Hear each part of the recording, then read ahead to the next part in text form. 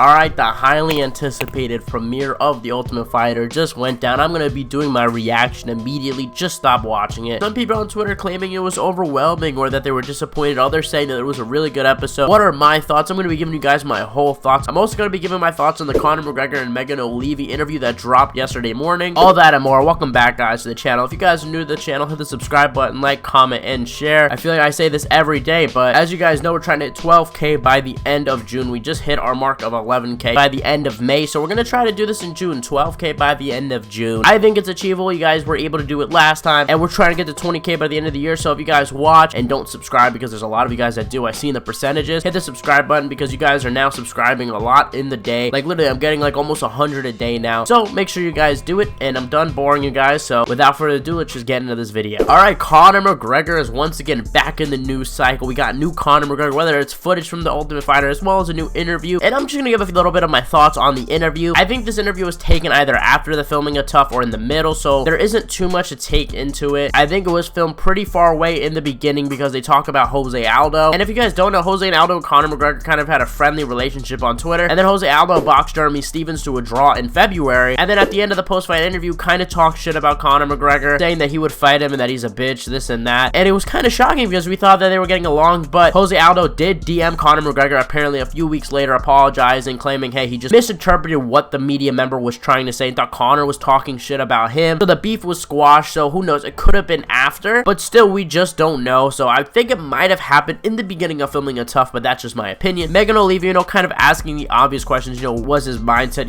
with the leg break, how does he feel coming back in a competition? So no offense to McGregor and Olivi, I didn't think it was that crazy of an interview. I would have rather hear a little bit more different questions like the USADA pool, what's going on with that, when the fight is going to take place, interesting things that I feel like fans actually do want to know. But either way, it's always good to get a new Conor McGregor interview because he does drop some nuggets. And one of the things I thought was extremely interesting about the interview was him talking about fighting Alexander Volkanovski. Now, this is a fight that I have been saying should happen for a while. And look, I don't think Conor McGregor should jump into an Alexander Volkanovski fight, nor am I trying to say that he might even win one. However, I am saying if you look at the featherweight champion, there's only been 4: Jose Aldo, Conor McGregor, and Max Holloway, and Alexander Volkanovski, who is the current featherweight champion. All of them have fought each other except for Volkanovski and Conor McGregor. And in terms of all the champions fighting each other, those two are at the top. Now, I'm not trying to debate who's the greatest featherweight of all time. I've said this before. I think Jose Aldo currently is, but regardless, Conor does have a win over Jose Aldo in dominant fashion. Did beat Max Holloway in a dominant decision as well. You look at Alexander Volkanovski, obviously had a close decision with Max Holloway, then eventually in the last fight dominated him. He also defeated Jose Aldo, and before I think I even had 100 subscribers, I think I made a video talking about my top 5 fights I wanted for Conor McGregor. That was one of them, and I've never heard this ever be talked into fruition. And also Volkanovski just posted recently that he'd be down for the fight at lightweight, I would assume. So does that fight happen at any stage? No, I honestly don't think so. I don't think this fight is going to happen at any stage, but it would be pretty interesting if it did. I'm glad to hear that Conor is interested in the fight. I've heard him give respect to Volkanovski in the past, and how could you not respect Volkanovski? He's a great guy, nice guy, but I wouldn't mind seeing that fight at some stage. Maybe if Volkanovski becomes the champ, if he rematches Islam, Conor McGregor maybe beats Michael Chandler, maybe beats a Justin Gaethje if he beats Dustin Poirier, or Dustin Poirier if he beats Justin Gaethje. Maybe we see that fight go down, but to me that's a massive fight for the featherweight division, even though it would probably be a lightweight. And let me know who you guys think would win that matchup. But I'm done talking about that. I know you guys want to hear my thoughts on the Ultimate Fighter, so let's get into it. I'm gonna give you guys a full recap if you guys didn't see it, spoilers ahead, or if you guys don't care, then enjoy. Alright, well, we first open up the episode, we have that Conor McGregor Michael Chandler interaction we've been seeing for months. Well, it feels like months. Conor McGregor, talking shit to Michael Chandler when they first meet, shaking his hand, saying he's gonna beat him, this and that. And basically it was kind of weird. I felt like this episode was really fast paced because normally I go through a whole thing where they pick the fighters, but this time, they kind of just went for it right away. It was already veterans versus prospects. We had the teams ready, and in one of the first scenes, Conor McGregor picks between either picking the prospect or the veterans. Now, if you guys don't know the theme of this season, the prospects are guys obviously have not been in the UFC, and the veterans are guys that got cut from the UFC, so it's a pretty interesting dynamic. And Michael Chandler wound up getting all the veterans, and Conor McGregor wound up getting all the prospects. And what's funny is one of the veterans actually trains with Conor McGregor, so it's actually funny in that regard. But then we kind of see the two train. We see Michael Chandler obviously giving his little inspirational speeches, you know, for his fighters, you know, talking to them, running them through drills, a lot of grappling and things like that. And then we get to Conor McGregor, who's like, listen, we're gonna put on the big gloves, put on the big head guard, and we're just gonna spar. And basically he just has his team spar right off the get-go. And if you see McGregor forever, you will see that this is a vital part of his training. He does spar a lot and spars pretty hard. Like, this isn't some light sparring that he usually does. And he was even sparring with the guys, which I thought was helpful. You know, I hope that Conor McGregor goes easy on them, you know, because obviously I think he has a lot more experience than them. I'd assume so. I'd assume he's, you know, just trying to teach them, you know, giving them pointers. So I thought it was really interesting to see their different training styles right off the bat. And then we get into the fighters. Nate Jennerman from Team McGregor faced off against Roosevelt Roberts, who recently just got knocked out in the UFC just 2 years ago. It was honestly knockout of the year. A crazy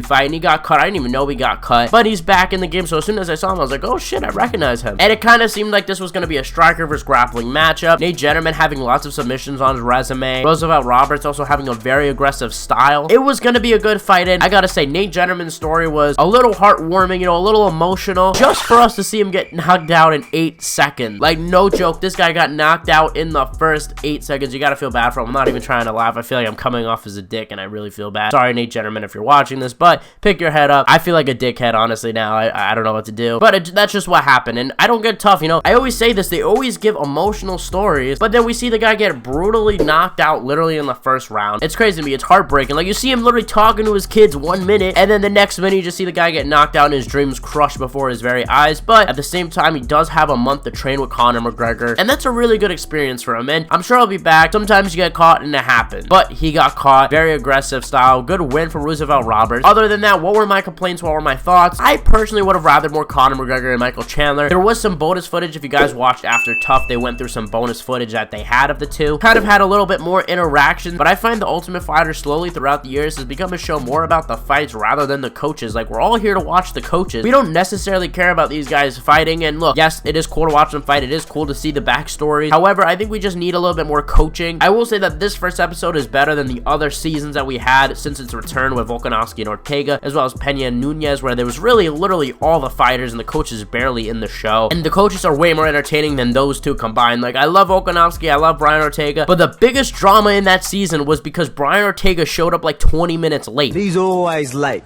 And, you know, that ain't professional. So we're like, oh, let's get a shitload of clocks and that, like, you know, just to stir him up a little bit. If you're going to sleep in or whatever you're doing, you know, if you're setting alarms, set it fucking earlier. Conor McGregor in this episode didn't even show up in the weigh-in, and I am excited. Look, if I were to give this episode a grade, it'd probably be like a B. It was a good episode, don't get me wrong, but was it something that I was like, holy shit, I cannot wait for the next one? Absolutely not. I will be watching the next one, of course, but I went into this episode thinking, man, I'm gonna be itching for the next episode, be so upset when this thing ends. And when it ended, I was like, yeah, you know, whatever, I'll do my video. It wasn't really a hunger for the next episode as I was expecting, but we'll see how I feel in a few days. I'll probably be hungry for a new episode, so we'll see what happens with that. I was super excited going into this episode the whole day. I was like, oh my god, I literally got there at 9:59, right before the show was about to start. That's what time it is, at least in New York. And I don't know, I mean, the next episode, am I really gonna have that hunger? We'll see. I'll let you guys know next week if I do have that hunger. But I think that's gonna conclude this video, guys. Let me know what you guys thought of the first episode of The Ultimate Fighter. Favorite moment, comment in the comment section below. If you guys comment your favorite moment, I will respond. That's how loyal I am, guys. Make sure you watch The Ultimate Fighter, watch it with me, come back here the next morning to see my thoughts. Or if you guys don't feel like watching a full episode, you guys can hear the recap here. But it was a pretty decent episode. And as the preview for this whole season, they played a preview at the end. We saw obviously Conor McGregor pushing Michael Chandler once again, and Dana White we see running to the cage when this thing happens. It's so funny. If you guys don't know, I did make a video talking about this, but skip to this time if you don't want to know why Conor McGregor pushed Michael Chandler. But basically it was because Conor McGregor's teammate got knocked out, he got emotional, went into the cage, he started arguing, and then he pushes him. That's allegedly what happened. So we'll see that on play in the next few episodes. But we also saw Islam Makhachev in there. Like, I have no idea how he's gonna be in this thing. Seeing that he's the lightweight champion, Michael Chandler is a lightweight, and of course we're not gonna see Conor McGregor kick it up with Islam Makhachev. So it was a little bit interesting. I don't know what that was about, but I'm sure we'll see in the future episodes. Guys, thank you guys so much for watching. If you guys are new to the channel, hit the subscribe button, like, comment, and share. Like I said, we're trying to get to 12K by the end of the month, so please make that happen. I hope you guys enjoyed this video. Please leave a like if you did, and I'll see you guys in the next one.